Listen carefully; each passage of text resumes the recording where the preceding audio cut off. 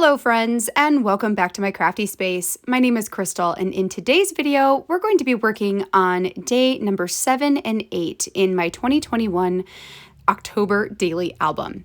So the first thing I'm doing here, working on story number 7, is cutting out a collection of hand-drawn frames that I downloaded for free online, and I'm going to leave a link to that download for you in the description box down below. So I grabbed my cutter bee scissors, cut out around the frame, leaving just a little bit of white as the edging so that when it goes on the background paper, you're still going to be able to see the frame. It will pop it off. And then I'm using my crafter's knife here. I have the We Are Memory Keepers crafter's knife to go ahead and cut out the inside of those frames as well. My plan for story number 7 is to tell a story about a childhood Halloween memory.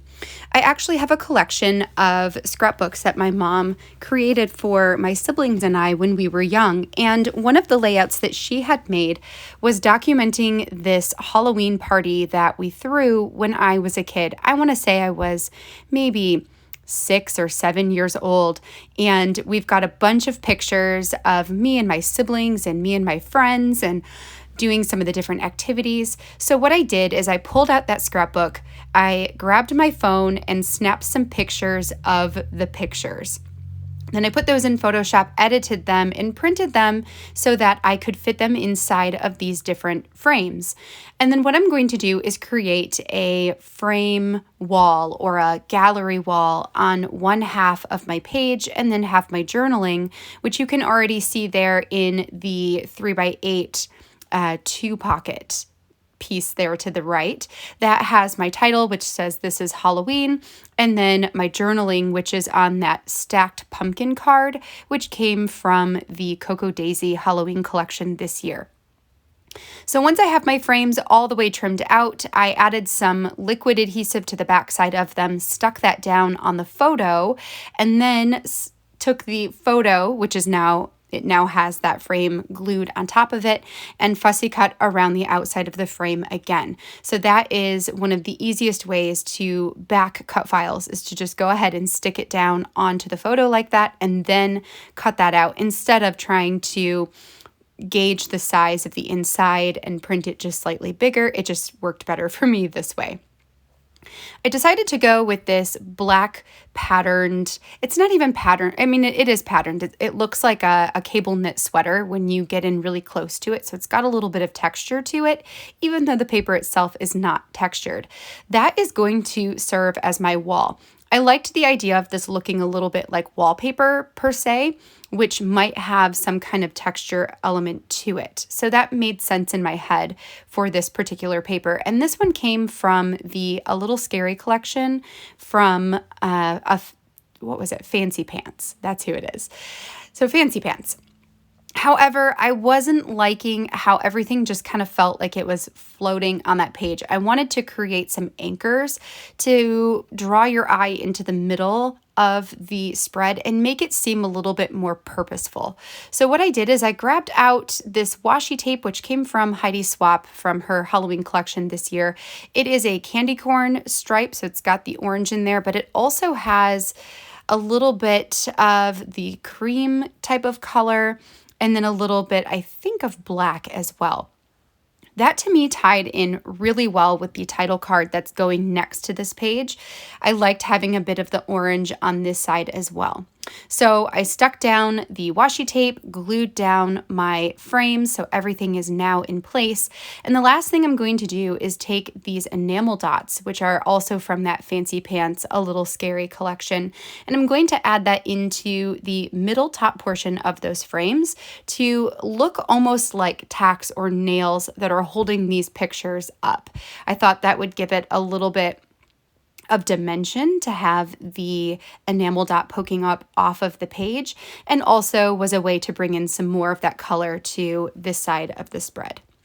So now we're going to move on to day number 8. Oh, I forgot to mention that I also stuck down a wood veneer number 7 on the gallery wall, quote unquote, page, and called that a day.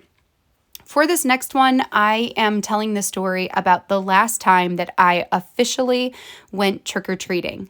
And the story itself became somewhat of a coming of age type of story. So crossing the threshold into adulthood by giving up some of these traditions. For me, that didn't happen until my senior year of high school. So that was the last time that I went trick-or-treating with my friends. I dressed up as Cleopatra. My mom had made my costume, and I pulled out some of these pictures from that day from a scrapbook that I had created for myself back in those high school days. So I, again, took pictures of pictures and edited them, cropped them down. And now what I'm going to do is create photo mats for them. And I wanted these to be really layered and textural. So what I'm doing first is stacking up everything that's going to go underneath the photo there. I've got a piece of black paper that's going to have a super thin line, so just a tiny little border. Then I cut a piece of the musical notes page. That was a pattern paper from the Heidi Swap collection this year. And then I also had a couple of glitter papers from a 6x6 Paige Evans. I want to say it was like the birthday explosion box or something like that set. And I pulled out the purple and the orange to add into my Halloween supplies, and then ended up using the purple here. I felt like that went really well with the purpley pink of the costume that I was wearing. So those became my initial first 3 mats. But then I felt like the photo was disappearing a little bit into the glitter cardstock. So then I took some white and added a little bit of white behind the photo and attached that portion to the glitter using double-sided adhesive, so score tape, so that it had a little bit of a stronger hold, since it's kind of hard to adhere things on top of glitter. So that worked out really well. And those are just going to slip into the backside of the 3x4 pockets from the last spread. On the right side of this layout, I am building a page that holds my story.